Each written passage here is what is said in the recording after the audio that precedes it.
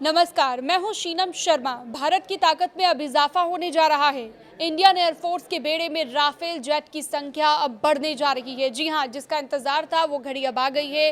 रक्षा मंत्रालय की रक्षा खरीद परिषद ने फ्रांस से 114 राफेल लड़ाकू विमान खरीदने को एक बड़ी डील को मंजूरी यहां पर दे दी है। इतना ही नहीं, अमेरिका टोही एयरक्राफ्ट P-8I डील को भी हरी झंडी मिल चुकी है। रक्षा मंत्रालय की DAC यानी कि रक्षा खरीद परिषद की बैठक में ये फैसला लिया गया। फ्रांस के राष्ट्रपति इमैनुअल मैक्रों की भारत यात्रा से ठीक पहले ये फैसला आया है, जिससे दोनों देशों के रिश्ते और ज्यादा मजबूत होंगे।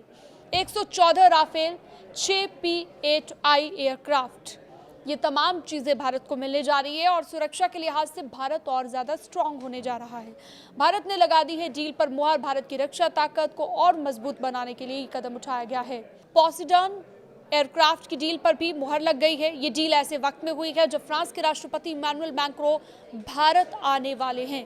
रक्षा मंत्रालय की DAC यानी कि रक्षा खरीद परिषद ने जेट राफेल की खरीद को आज यानी कि गुरुवार को मंजूरी दी है। इतना ही नहीं, भारतीय नौसेना के लिए 6 अतिरिक्त P-8I विमानों को भी मंजूरी मिल चुकी है। ये जो डील है ये करीब 3,25,000 करोड़ रुपए की है, जो भारत की अब तक का सबसे बड़ी डील मानी जा रही है। सबसे बड़ा रक्षा सौदा ये बन जाएगा इस डील के बाद।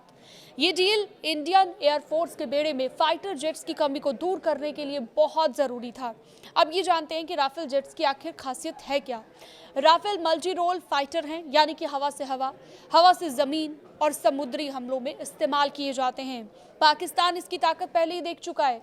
राफेल फाइटर जेट्स से पहले ही ऑपरेशन सिंदूर में इस्तेमाल हम कर चुके हैं, अपना दमखम दिखा चुके हैं और पाकिस्तान ये ताकत पहले ही देख चुका है। अब ये डील इतनी बड़ी क्यों है, तो इस पर इतनी चर्चा हो रही है, वो भी आपको बताते हैं।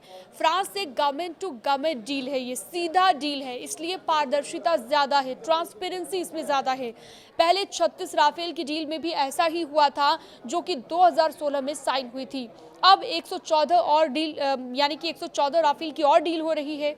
114 की डील से IAF की स्क्वाड्रन संख्या बढ़कर 35-36 के करीब पहुंच जाएगी।